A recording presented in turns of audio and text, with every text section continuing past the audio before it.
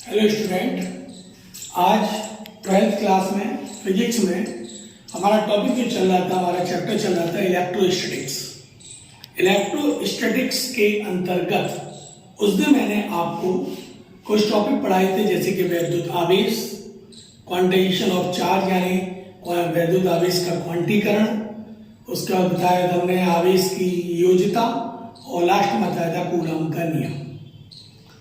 पिछले वीडियो में, पिछले लेक्चर में हमने जब लास्ट किया था तो 3 क्वेश्चन आपसे पूछे थे।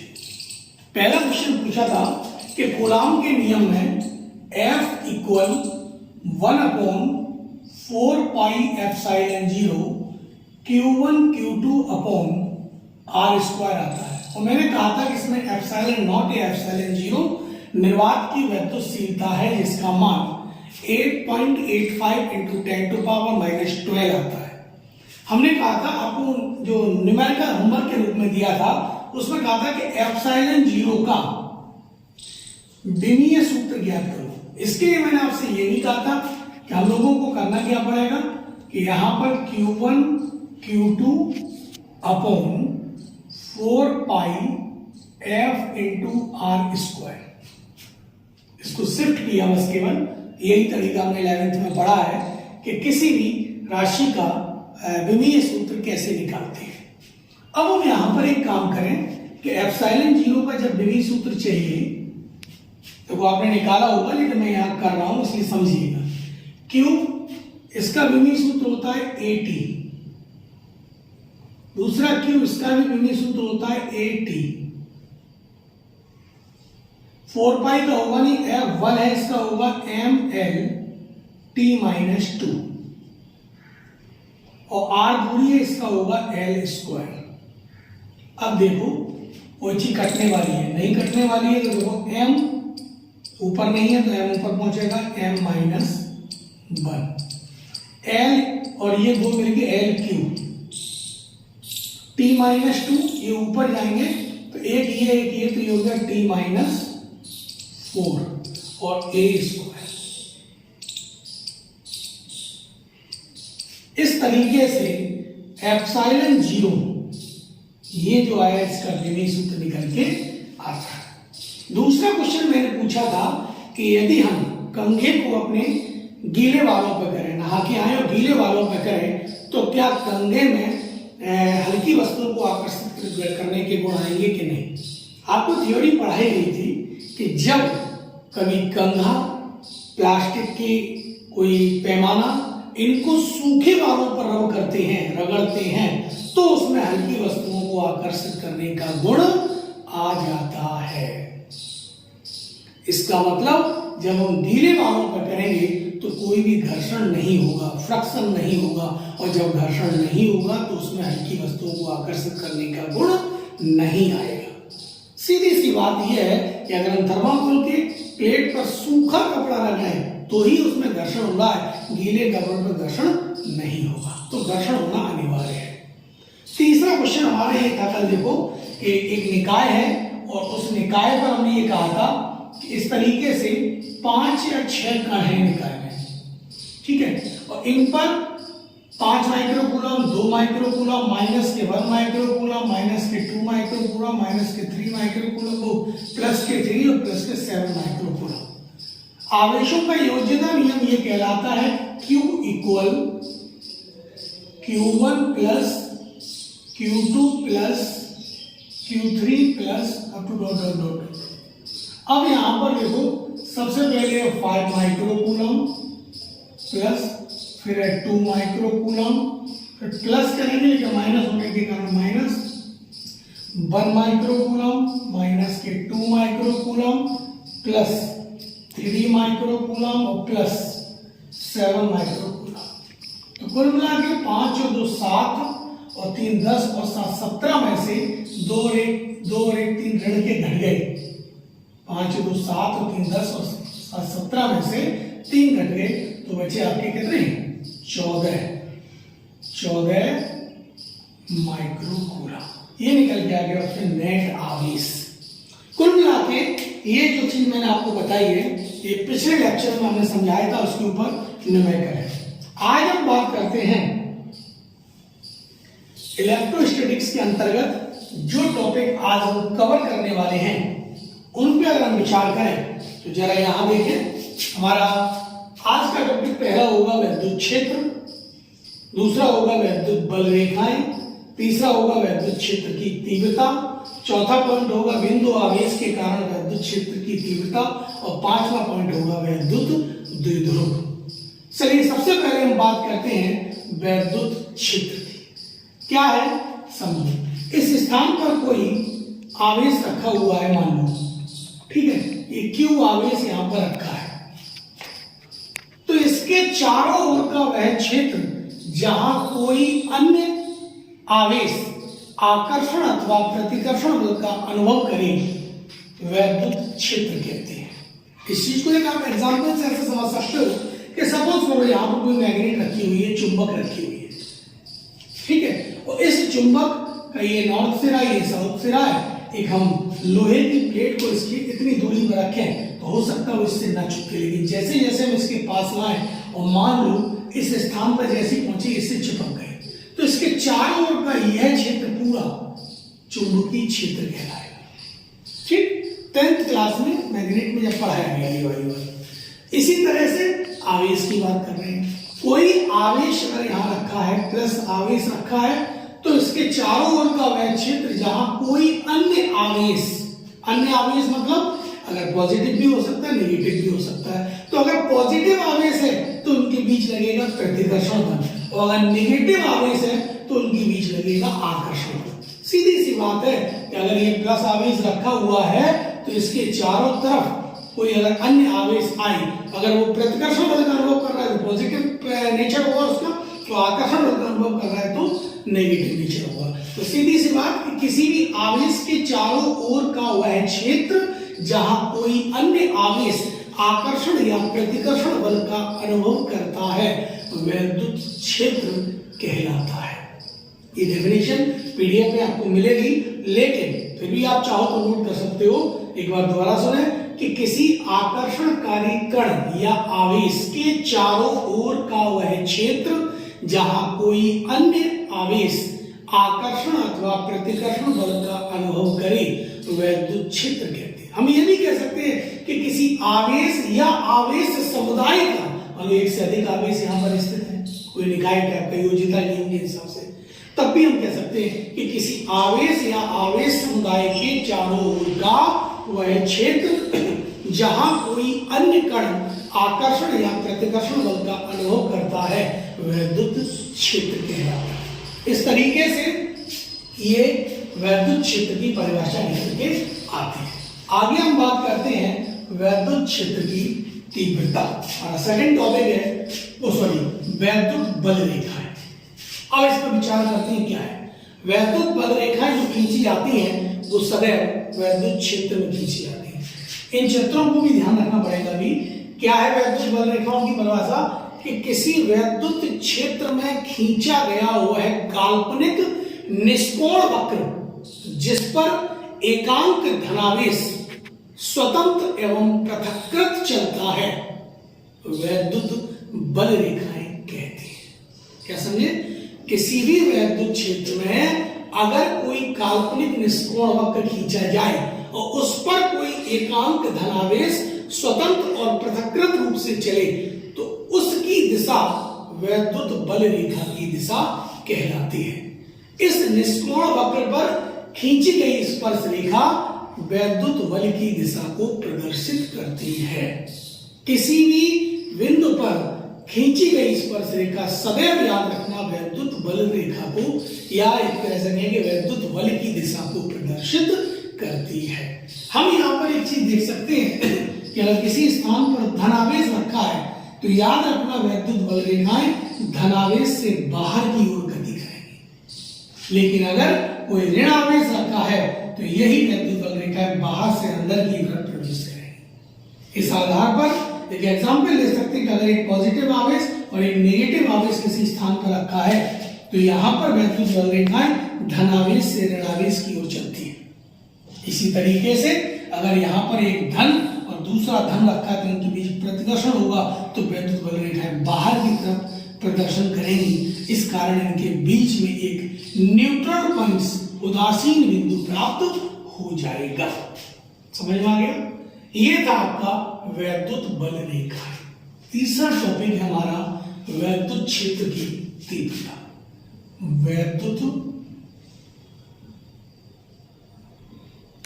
क्षेत्र की तीव्रता, इंटेंसिटी ऑफ इलेक्ट्रिक फील्ड क्या है देखिएगा। यहां एक शब्द हम प्रयोग करेंगे, परीक्षण धन आवेश। इसको हम लोग Q0 से व्यक्त करते हैं, प्लस Q0 या Q0। ठीक, तो वैद्युत क्षेत्र में रखे एकांक परीक्षण धन आवेश पर लगने वाले बल को उस बिंदु पर वैद्युत क्षेत्र की तीव्रता अथवा वैद्युत बल क्षेत्र कहते हैं। दोबारा ध्यान दें, क्या है कि वैद्युत क्षेत्र में रखे एकांक परीक्षण धन आवेश पर लगने वाले बल को वैद्युत क्षेत्र की तीव्रता कहती हैं। इसे कैपिटल ई से व्यक्त करते हैं। ई बराबर ये हो गया आपका F अपॉन Q0। समझे दोबारा? ई बराबर F अपॉन Q0। इस स्थान पर यहां से हम मात्रक निकालें तो हो गया न्यूटन प्रति कूलम। समझ में आया? इस स्थान पर अगर ये निकल के आता है तो यहां से F अपॉन Q0 एकांक शब्द बोला तो Q0 एकांक में यानी डिवाइड में चला गया। अपना अगला टॉपिक है बिंदु आवेश के कारण वैद्युत क्षेत्र की तीव्रता। और सिंपल है, इस पर ध्यान दें। बिंदु आवेश के कारण वैद्युत क्षेत्र की तीव्रता। किसी स्थान पर एक प्लस Q आवेश बिंदु O पर रखा है, इससे स्मॉल r दूरी पर स्थित किसी बिंदु P पर वैद्युत क्षेत्र की तीव्रता ज्ञात करनी है। यहां एक चीज अच्छी तरह से याद रखना कि वैद्युत क्षेत्र की तीव्रता एक सदिश राशि होती है, इसलिए इसकी दिशा ज्ञात करने की, सदिश राशि है तो इसकी दिशा चाहिए, तो दिशा ज्ञात करने के लिए याद रखना कि जिस बिंदु पर हमें दिशा ज्ञात करनी है वहां परीक्षण धनावेश रख देना और उनके बीच लगने वाली जो बल की दिशा होगी वही वैद्युत क्षेत्र की तीव्रता की दिशा होगी। जैसे मैं कहूं कि बिंदु O पर प्लस Q आवेश रखा है, इसके कारण बिंदु P पर वैद्युत क्षेत्र की तीव्रता ज्ञात करो, ज्ञात कर लेंगे। लेकिन दिशा की बात आए तो यहां अच्छी तरह से याद रखना कि इस स्थान पर हम रख देंगे परीक्षण धनावेश प्लस Q0। यहां पर रखेंगे प्लस Q0। अगर यहां प्लस है तो इन दोनों के बीच प्रतिकर्षण होगा, इसके कारण इधर भागेंगे और यही होगी आपकी दिशा वैद्युत क्षेत्र की तीव्रता की। अगर यहां ऋण आवेश होता तो ये अंदर की तरफ होती, उस स्थिति में तीव्रता की दिशा बिंदु से आवेश की ओर होती। समझे? अब इस डेरिवेशन के बारे में समझो क्या है। हम ये मानते हैं कि माना कैपिटल K परावैद्युतांक के माध्यम में एक प्लस Q आवेश बिंदु O पर स्थित है, जिसके कारण उत्पन्न वैद्युत क्षेत्र में r दूरी पर स्थित किसी बिंदु P पर वैद्युत क्षेत्र की तीव्रता ज्ञात करनी है। इसके लिए हम बिंदु P पर परीक्षण धन आवेश प्लस Q0 को रखते हैं। अतः इनके बीच लगने वाला कूलॉम्बीय बल या कूलॉम के नियम से, कूलॉम का नियम पढ़ा है F बराबर 1/4 pi epsilon 0 K Q1 Q2 upon R square. वही सूत्र लगा दिया। अब हम वैद्युत क्षेत्र की तीव्रता का सूत्र लगाते हैं। तो तीव्रता का सूत्र क्या पढ़ा हमने? तीव्रता के सूत्र से E बराबर F अपॉन Q0। हम डिवाइड करें यहां पर तो ये हो जाएगा E बराबर, जब F में Q0 का भाग देंगे तो 1/4 पाई एप्सिलॉन 0 Q अपॉन, और इसके स्थान पर हो गया R स्क्वायर एप्सिलॉन 0 के। ये निकल के आता है कब? जब आवेश कैपिटल K बराबर दिनांक के माध्यम में स्थित है। अगर हम निर्वात की बात करें, निर्वात में K का मान 1 हो जाता है। इस स्थिति में E बराबर हो जाएगा 1/4 pi epsilon 0 Q upon R square. ये बात आपको यहां समझ में आ गई होगी। न्यूटन प्रति कूलम इसका मात्रक होता है। तो ये आपका बिंदु आवेश के कारण किसी बिंदु पर विद्युत क्षेत्र की तीव्रता ज्ञात करने का सूत्र है। इतना आपको समझ में आ गया होगा। ठीक, आज का हमारा लास्ट टॉपिक है वैद्युत द्विध्रुव, यानी वैद्युत द्विध्रुव व वैद्युत द्विध्रुव आघूर्ण, electric dipole and electric dipole moment. क्या है देखिए, यहां पर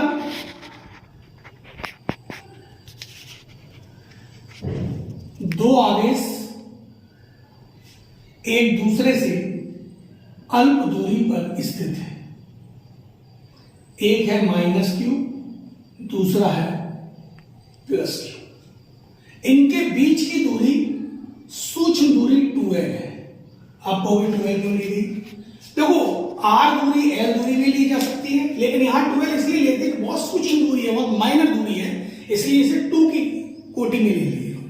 ठीक है, अब तक आपने जो इस टॉपिक से पहले पढ़ा था वो एक बिंदु आवेश के कारण थ्योरी पढ़ी थी।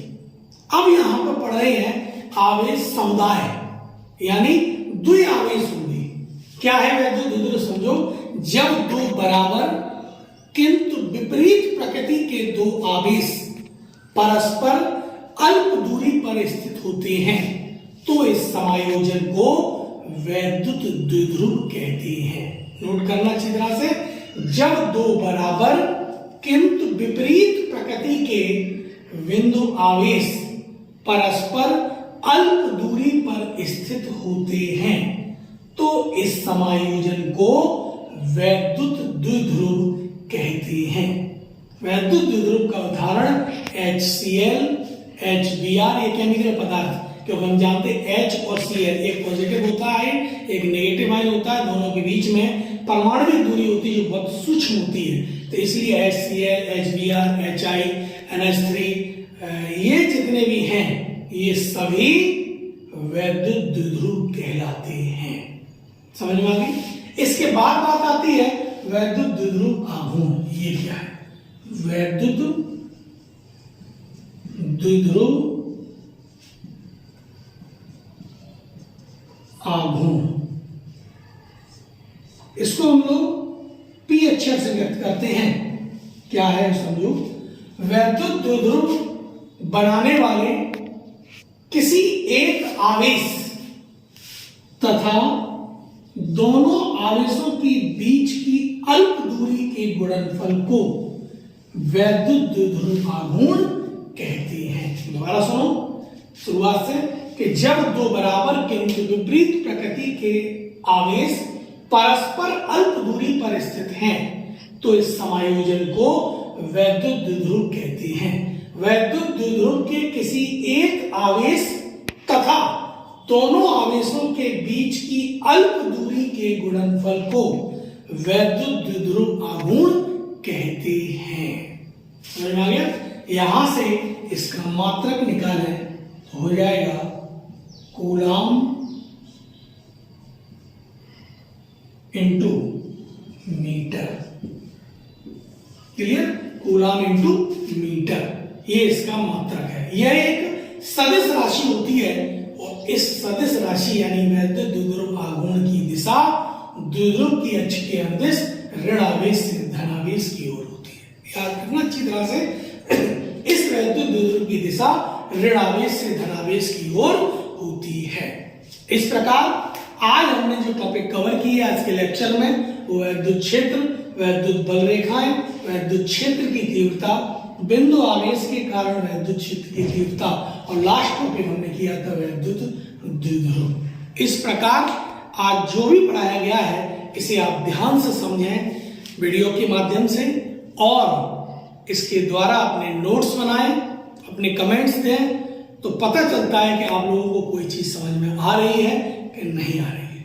कोविड पीरियड चल रहा है, शासन की मंशा के अनुसार हम लोग ऑनलाइन क्लासेस चला रहे हैं। आप लोग भी घर पर ऑनलाइन क्लासेस के माध्यम से या आजकल जो टीवी दूरदर्शन या ज्ञानगंगा इन ऐप के माध्यम से आपको पढ़ाया जा रहा है। आप वहां पे भी पढ़िएगा, समझिएगा, कोई चीज ना समझ में आए तो पूछिएगा। हम लोगों से लगातार आप संपर्क में हैं तो ग्रुप के माध्यम से या पर्सनल व्यक्तिगत नंबर के माध्यम से आप पूछिएगा, जो चीज समझ में नहीं आ रही है वो आपको बताई जाएगी। कोविड का पीरियड चल रहा है, आप घर पे रहें, बाहर ना निकलें, मास्क लगा के रहें और बार बार अपने हाथों को धोएं। ये चीज सरकार जब हम लोगों से बार बार कह रही है तो हमें इस चीज को समझना चाहिए और इसी कारण आपको ऑनलाइन क्लासेस पढ़ाई जा रही, ताकि आप विद्यालय जाएंगे तो वहाँ भीड़ जमा होगी, भीड़ भाड़ वाले स्थानों पर रहेंगे तो आप क्या ही नुकसान है।